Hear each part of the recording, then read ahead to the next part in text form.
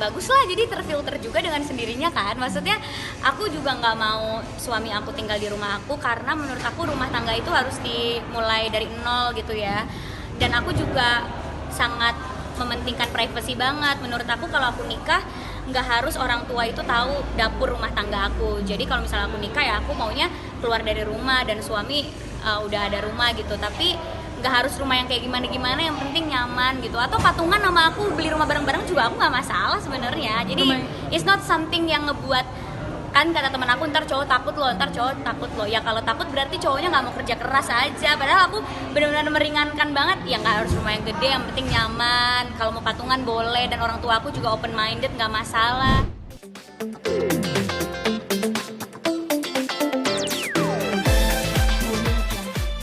Ditempatin. Udah hampir sebulan ya, gimana Udah nih? hampir sebulan. Seneng banget sih, cuma emang masih pusing karena furniture belum lengkap. Jadi aku nih udah akhir bulan ini ada rencana untuk hunting furniture lagi sebenarnya. Dan di saat pandemi kayak gini kan hunting furniture susah ya, mesti janjian dulu, ini dulu. Terus ya pusing sih sebenarnya, karena mesti banyak protokol yang harus dijalanin gitu kan, peraturan harus dijalanin di tengah-tengah pandemi. Tapi ya nggak apa-apa juga. Tapi senang karena walaupun belum lengkap furniture-nya, cuma udah bisa ditempatin, udah nyaman gitu.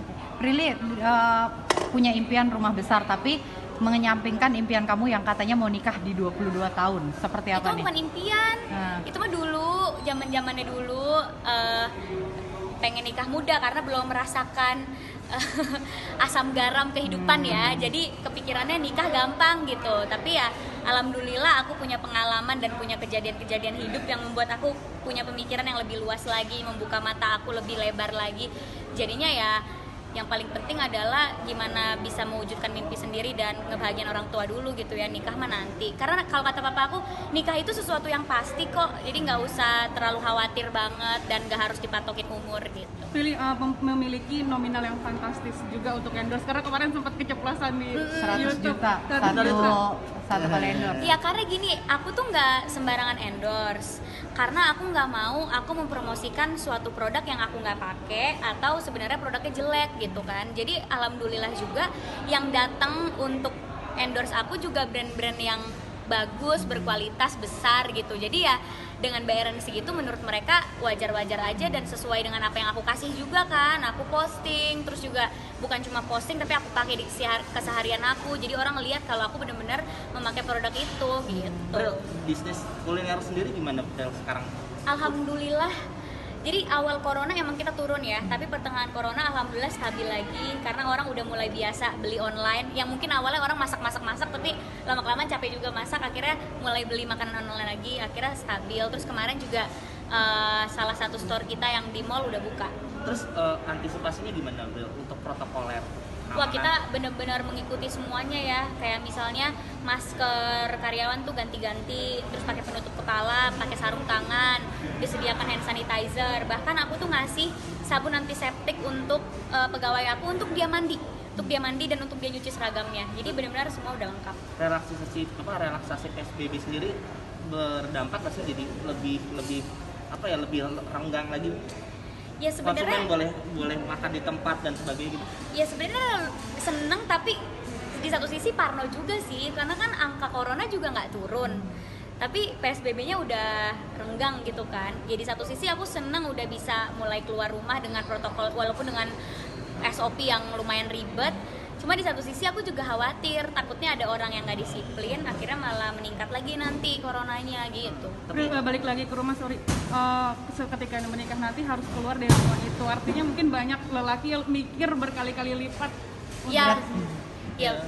Ya bagus lah, jadi terfilter juga dengan sendirinya kan. Maksudnya aku juga nggak mau suami aku tinggal di rumah aku, karena menurut aku rumah tangga itu harus dimulai dari nol gitu ya.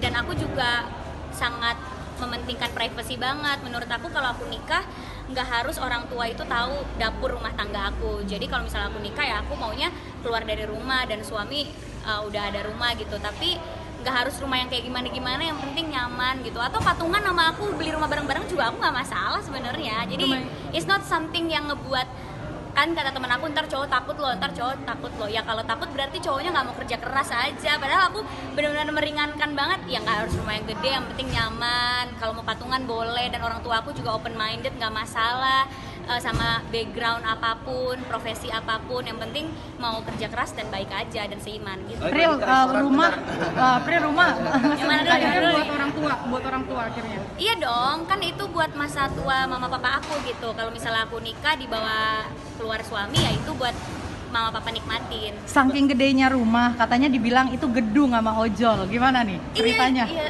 Ini sih kasihan juga gitu, karena dia udah muter-muter, terus tau-taunya sebenarnya muternya dari di situ-situ juga. Ternyata dia kayak ngira rumah aku tuh kayak kantor katanya. Dikirain kantor apa? Enggak, Pak, gitu ya. Udah dibecandain aja. Pril, kemarin berdampak nggak sih sama karyawan, maksudnya ada pengurangan dan sebagainya karena seiring drastis sih pasti secara bisnis sih? Alhamdulillah enggak. Jadi aku emang enggak memulangkan karyawan karena ya aku nggak mau gitu memulangkan karyawan ya. Aku kan juga ikut kegiatan sosial untuk orang-orang yang di PHK. Masa aku sendiri nge-PHK karyawan aku. Jadi emang aku memutuskan sama partner bisnis aku untuk kita tetap berusaha memperkerjakan mereka gitu. Walaupun usaha kita misalnya nggak dapat untung atau bahkan rugi, yang penting ngegaji karyawan ke cover deh gitu. Tapi apa sih kesulitannya ketika PSBB dengan bisnis kulineran? Kesulitannya dua store aku yang offline itu tutup, otomatis karyawan yang di situ harus kita alokasikan ke yang cabang online. Nah yang cabang online kan nggak butuh karyawan banyak, jadinya karyawan tuh numpuk gitu, di beberapa titik tuh numpuk, dan ada beberapa juga yang ya sebenarnya nggak kerja, cuma karena kita nggak pulangin jadi mereka tetap datang gitu. Berarti konsumen udah bisa makan di lokasi sekarang? Oh kalau sekarang udah bisa mungkin, tapi dengan SOP yang jelas ya, soalnya aku kan satunya lagi di mall, jadi ya ngikutin peraturan mallnya juga. Apa Terus sempat kemauan umur 22 tahun menikah. Banyak sekarang yang beranggapan itu Maxim. Apakah benar, Pril? Enggak Karena sih. udah mau lamaran juga katanya. Enggak, bukan Maxim. Kan aku kan kelihatan dekat sama cowok cuma beberapa di Instagram, itu juga ada yang nggak bener kan. Aslinya mah ada beberapa orang juga yang nggak terekspos gitu, karena kan nggak semua harus diekspos ya. Tapi itu cuma rencana, kayak ntar ya dua-dua nikah gitu. Tapi ya ternyata nggak jadi ya, alhamdulillah gitu. Akhirnya aku bisa mengejar mimpi aku gitu. Tapi new normal buat pengusaha kayak Prilly, efeknya besar? Karena budget operasional jadi lebih tinggi. Misalnya kita harus beli alat-alat untuk bersihin makanan kita, harus beliin masker, pokoknya fasilitas pelindung kesehatan untuk karyawan tuh kita yang provide kan. Nah itu kan cost juga buat operasional, jadi lebih tinggi operasionalnya. Terima kasih ya. Thank you ya. Dadah. Dadah.